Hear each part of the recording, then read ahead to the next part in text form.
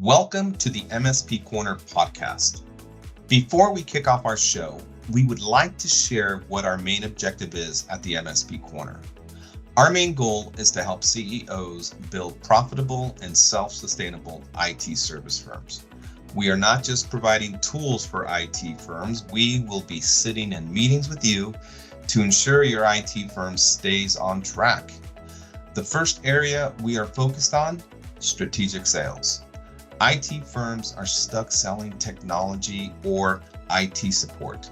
We will provide you with the blueprint so you position your firm as an added value to your prospects.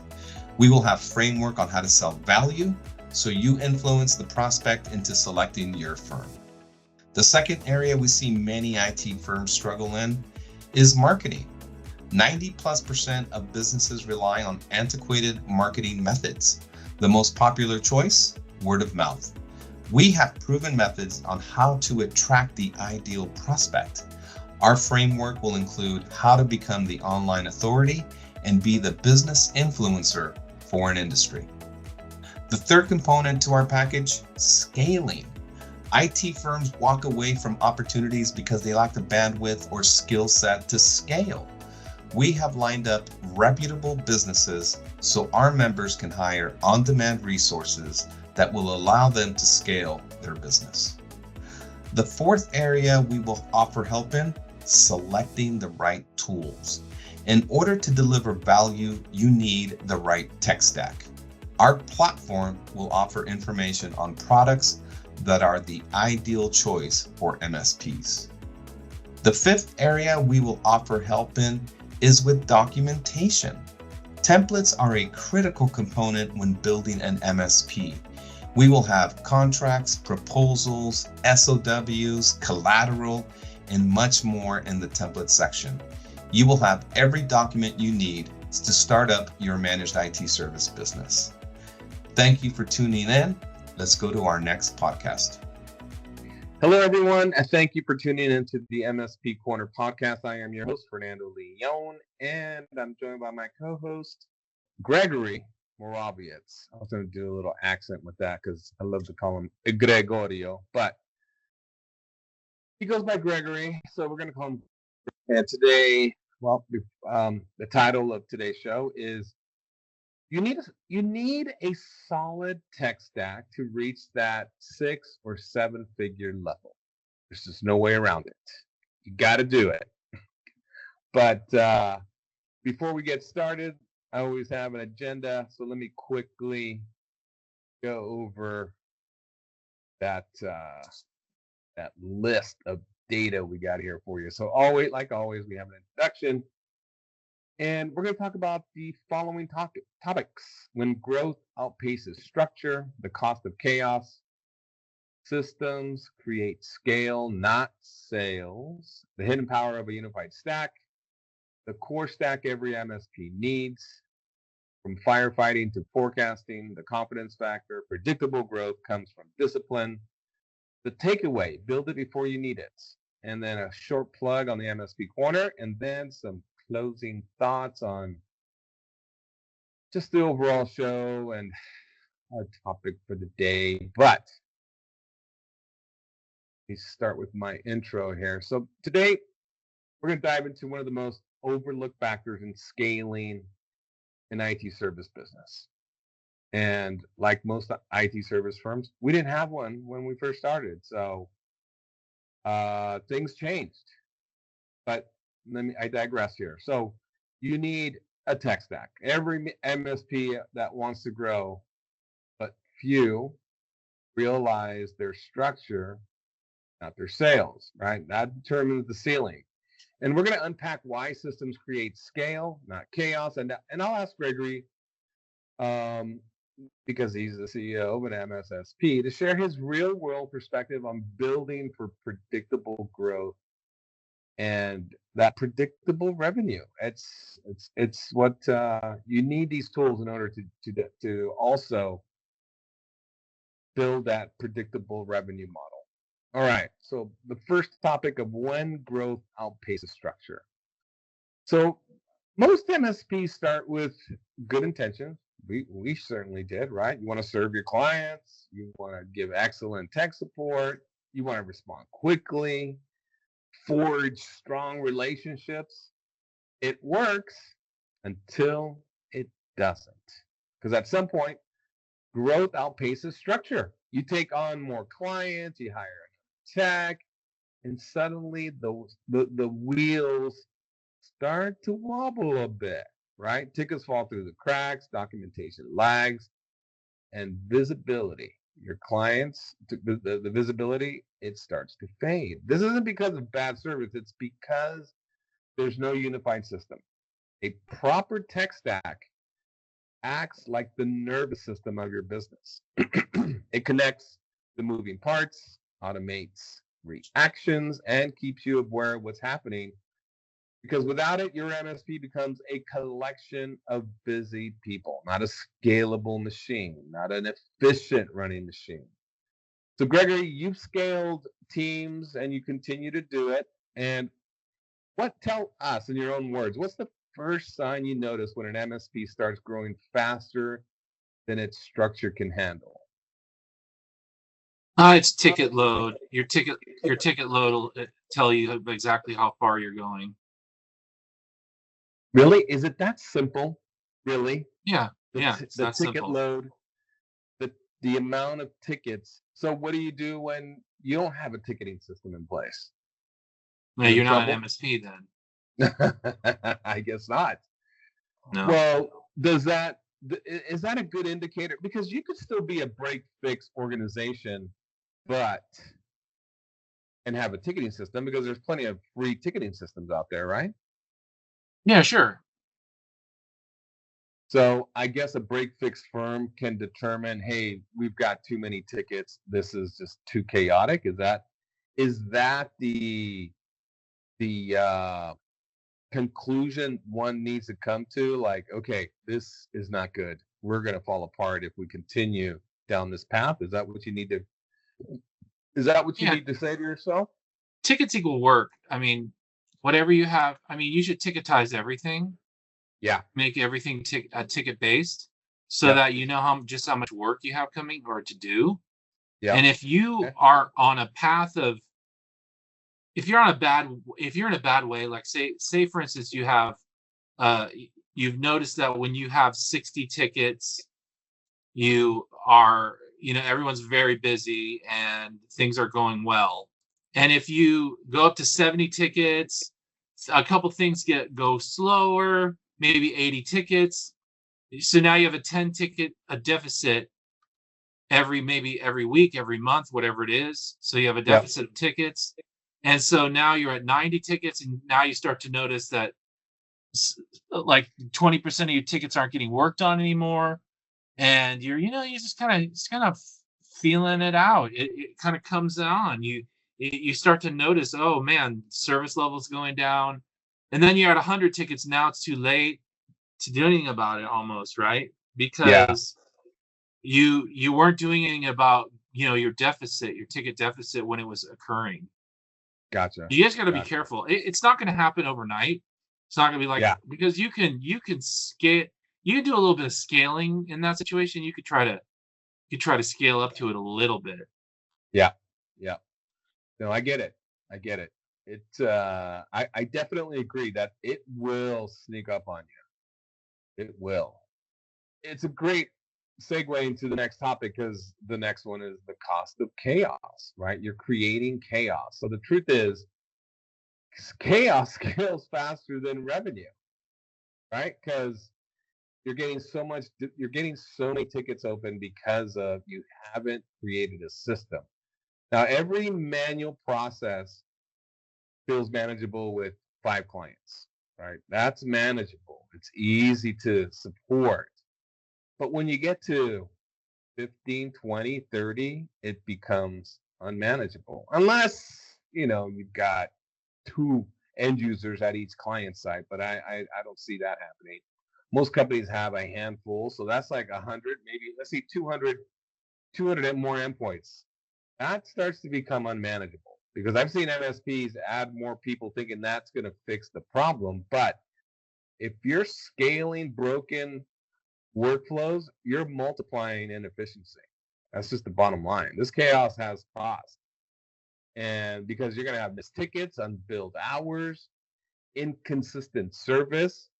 And guess what? Clients start to sense instability long before you do. They're the ones that are opening these tickets. They're the ones that are getting pissed because you're not closing them. And that's why I tell MSPs, you don't lose clients when something breaks. You lose them when they stop trusting your consistency. They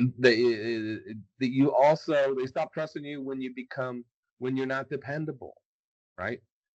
So, Greg, let me ask you this. So from your experience, how quickly do operational gaps start affecting, an MSP's reputation, right? But clients start thinking, I can't tell you how many times I've spoken with clients and they're like, we've outgrown our MSP. Can't tell you. Dozens, hundreds of conversations like that. We've outgrown our MSP. And I think that has this, and this is probably why they just haven't implemented that tech stack. But so, how quickly do those gaps start affecting the MSP's reputation? Sometimes immediately, sometimes, it depends on how loyal your customer is to you.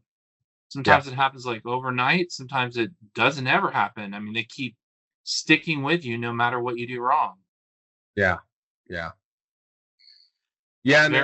odd. Yeah. No, I agree.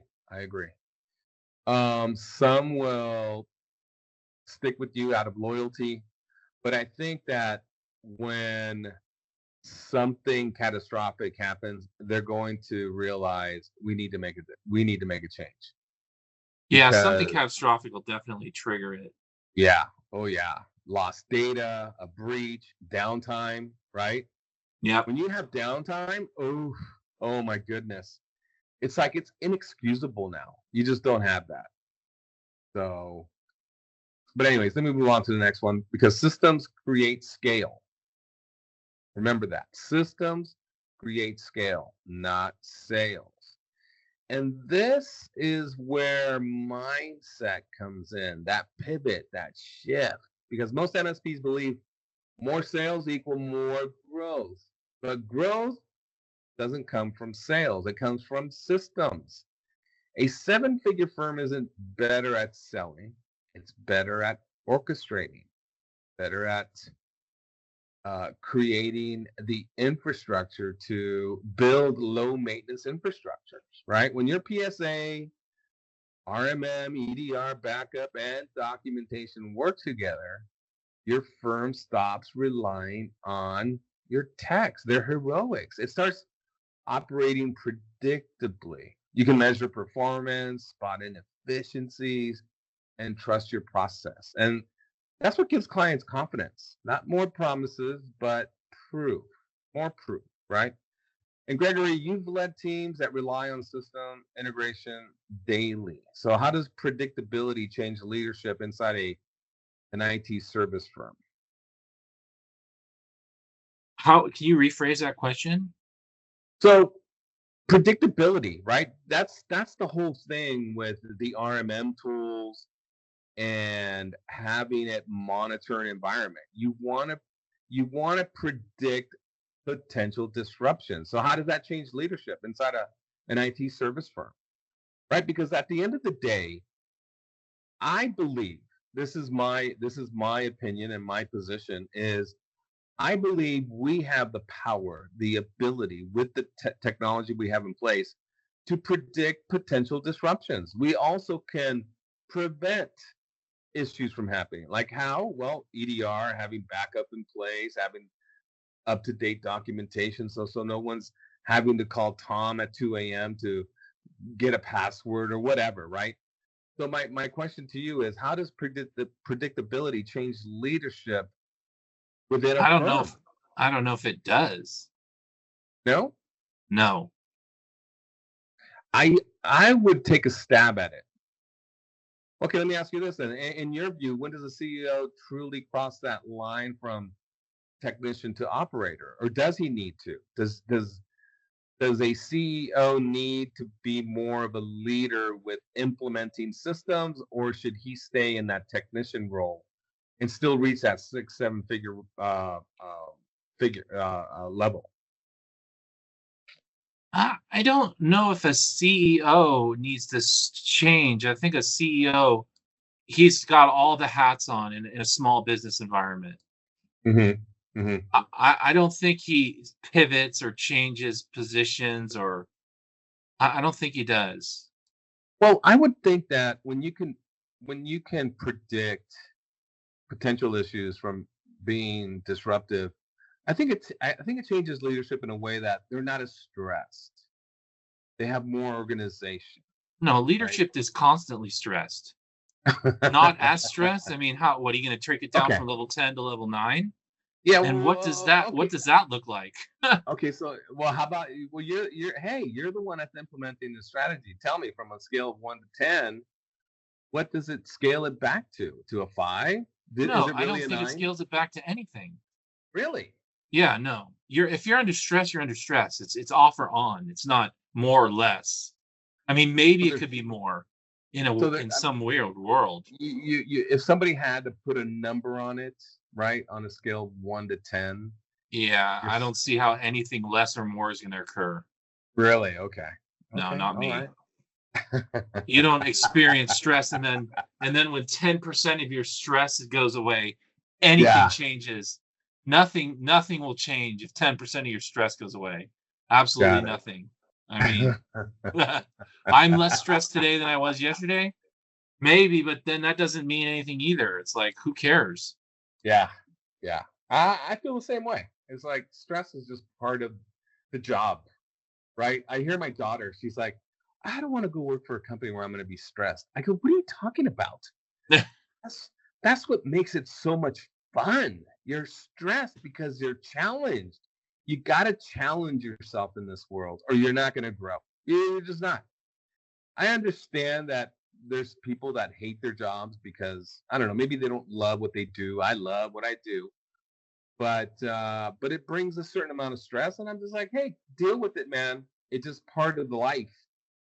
This isn't Disneyland. But anyway, I don't think you need to love what you do. I think that's like the American dream. It's just a pipe. It's just some garbage people say. I don't believe in any of it. It's all a bunch of hogwash. Really? It's like when people say no risk, no reward. That's so wrong. That's so totally wrong. You can get reward out of everything without having any risk. It's just bizarre. It's just catchphrases that make you feel good, right? Because you're a human. Yeah. You're like, oh yeah. If I don't jump off the cliff, I can't grab that gold chain. But if I miss it, I'll fall to my death. Oh, I should risk it. Right? It's like, no. Well, okay, hold on. Back it up a little. You do have to take some risk in order to be rewarded. If you don't ever try any, you don't. I disagree with you. It's called a win-win situation. There's win-win situations out there. Do you want cake for dessert or ice cream? Sure. Do you want cake or ice cream for dessert? No, but hold on. I think when people were saying that, they wanted to convey that if you want to go somewhere in life, do something that has an impact, right? You've got to take some risk. You just do. I believe in calculated risk. Low risk, big reward. I don't like high risk, low reward. I mean, I'm not going to go open a restaurant tomorrow. I know my wife's a great cook and she could definitely whip up some great menus, but I'm not going to hand her $500,000 and say, go open up your restaurant. And that would just be foolish, because just because you're a great cook doesn't mean you're a great restaurant owner, right? You're just not. This is not going to happen. And plus, it's just, that would be such a risky venture that I would not take that, right? But then you wouldn't, if you didn't do that, you might not realize the reward that of owning a restaurant. Sure. I'd rather invest that money in something that, I just like you said, like almost a for sure thing. Yeah. Are there things out there? Yeah, I believe that. I believe there are I think that with the right marketing strategy, you could almost, dude. I'll give you an example. Monetizing urine. Have you ever heard of that? No. Monetizing animal urine. I had to buy mountain lion urine because my wife doesn't want to see squirrels in our yard, right? So it scares them away. Squirrels, because we're gonna have plants and there's gophers out here, and we're gonna have a vegetable garden. And she's like, we got to think of something to keep those little varmints away. So we put lion urine outside in our yard, and it keeps them away. But what I'm saying there is, who would have thought? How can you monetize mountain lion urine, right? And that right there is an example of, damn, people just monetized urine. That to me is just, there's just so many things out there you can make money. But anyways, it's not just about money. I don't ever want to feel like that. Like, oh, I got to do that because of money. No, I'm not a believer of that. But anyways, let's move on to the next topic, or we'll never end. Anyways, the hidden power of a unified stack. We're going to get to this core stack, guys, so just sit tight, because a connected tech stack isn't just about tools. It's about alignment. It brings structure to how your business communicates, it documents, and delivers amazing service. And I've seen MSPs jump 20 to 30% in efficiency just by syncing their PSA and RMM tools properly. Because suddenly tickets auto-generate, billing aligns, and downtime reports become conversation starters instead of excuses. This type of alignment not only builds trust internally, but also creates transparency clients can feel. They see the reports, your uptime, your consistency, SLAs are met, and that's what earns loyalty. That's what earns trust. So my question to Gregory is, what integrations have had the biggest operational impact for our clients and partners? The PSA tool, the ticketing tool. Yeah. You think that's the biggest playmaker in the bunch? Yep. Ticketing is the most important part of your business. I agree. I mean, it's what you're going to be looking at all day long, every day. So why say something else that's not true? Yeah. No. I dude, I'm not arguing with you. You hear an argument from me? No, I don't. All right, so let's get to the core stack. Every MSP needs. There's no excuse.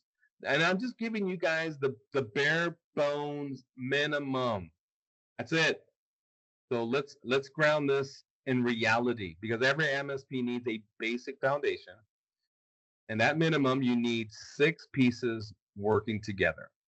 Right? Just 6, not 10. Well, there's technically 13, but we're going to hit those up during our webinar next month.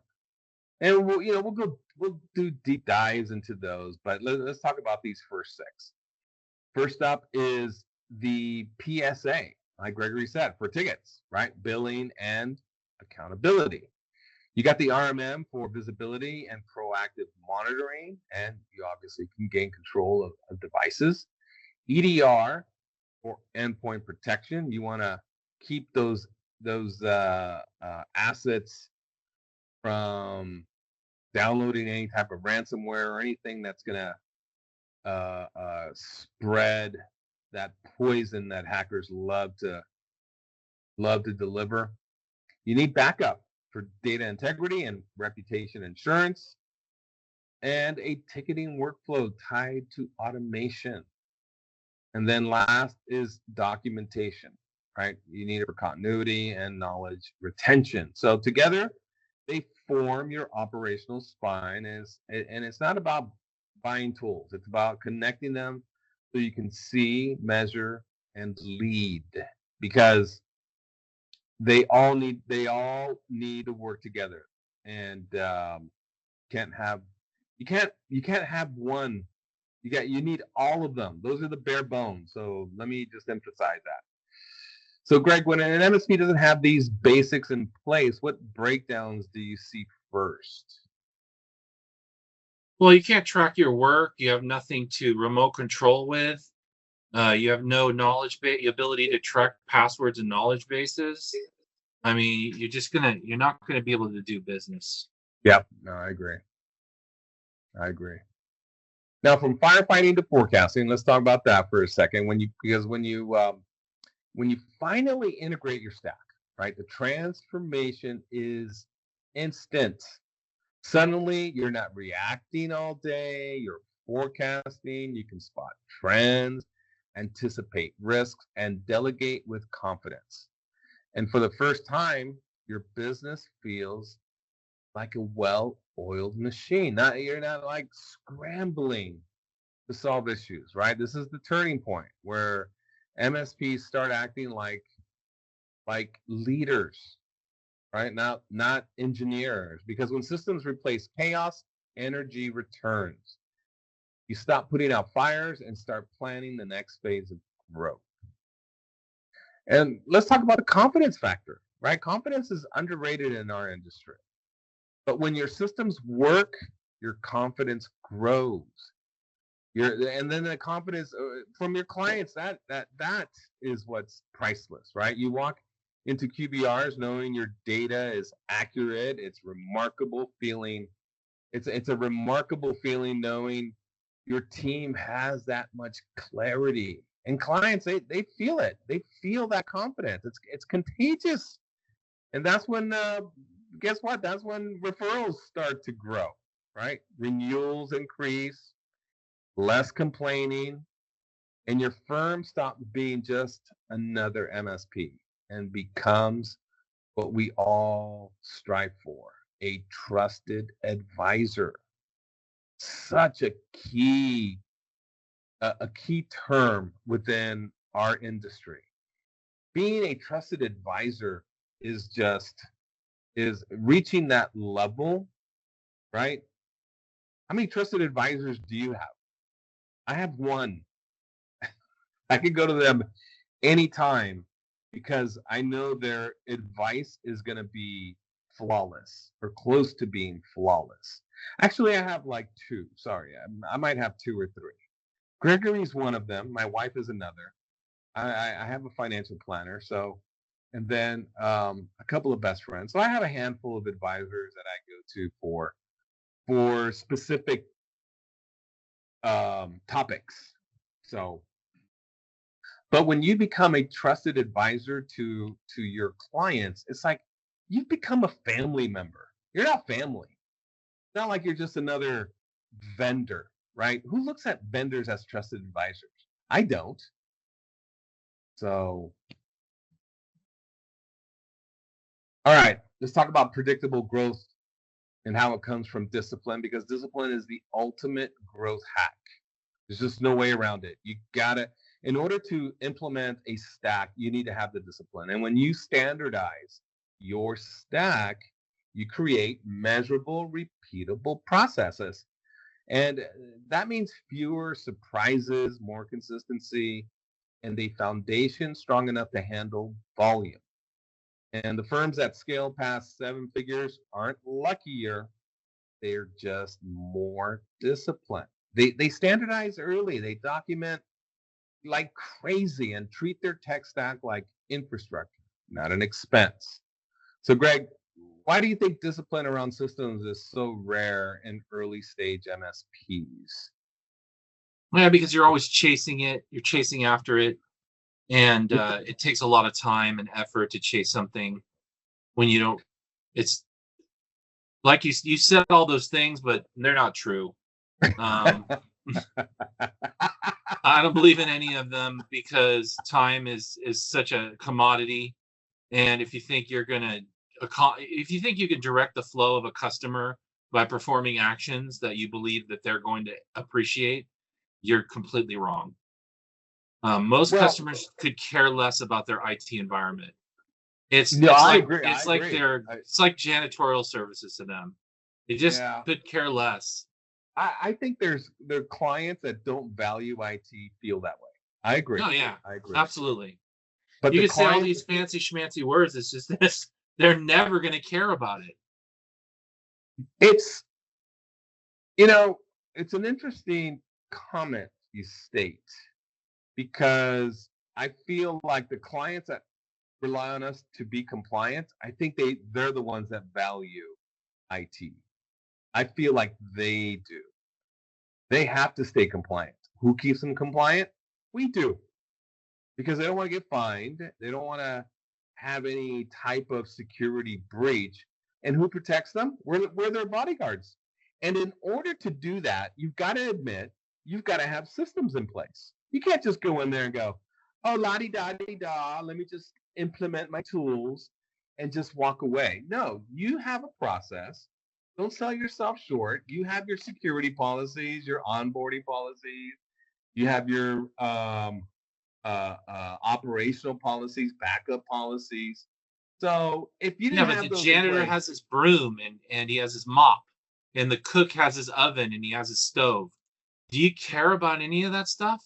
You just want the end product. You want the end product to be produced. In an environment that has to be compliant, I can care less if my oven's not working. Right. Well, if you're the chef of a restaurant, you care about it. You're minimizing IT's function. I'm not. I'm just telling you how CEOs, executives, and office managers feel about IT. They don't care about all these processes and procedures. You just don't care about them. No, I never said they. I never said they should care. They should care. No, they should actually. I'm saying they should care, and they don't. But I never said that. I said CEOs at MSPs, they need to care. That's what I'm saying. Who cares about clients? They only want things to work. That's all they want. They don't want any downtime. They don't want any security breaches. You're right. They want things to work. But I think that in order to keep things fine-tuned and in order to deliver excellent service, you need to have systems in place. That's true. That's true. Yeah. You do. Yeah. And that's all they care about. I agree with you, though. All right. So what's the takeaway? You got to build it before you need it. Most MSPs wait until chaos forces change, and you don't want any of that.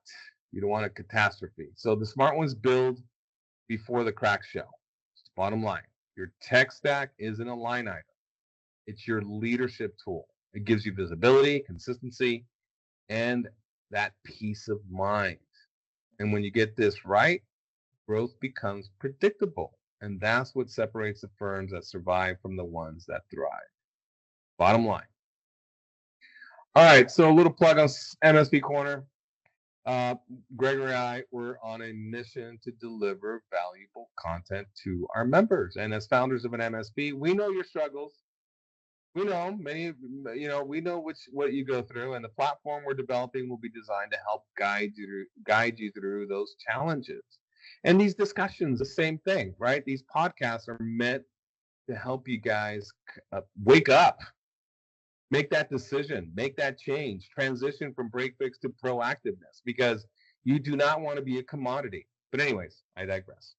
But we want to offer frameworks that solve that marketing challenge, that lead generation challenge, selling challenges, right? We sell value. We don't sell IT services. Plus, we're lining up resources to help you with outbound campaigns, email campaigns, SEO, PPC, and much, much more, like cold calling. All right, scaling isn't about adding more. It's about aligning what you already have. So if you're ready to move from being that firefighter to being a forecaster of potential disruptions, you got to start tightening your systems. Your stack is your strategy, your infrastructure, and it's what gives you that competitive edge. It's what separates you from other IT service firms. So join our mentoring group to learn how to build predictability into your MSP, because reaching 7 figures isn't luck. It's leadership built on structure. All right, thanks for listening, and don't forget to sign up to be a member at www.mspcorner.com. Please share our link with the CEO who will find our information beneficial to their business. All right, guys, have a great day. Thank you for listening, and don't forget to sign up to be a member on www.mspcorner.com. Please share our link with a CEO who will find our information beneficial to their business. Have an awesome day.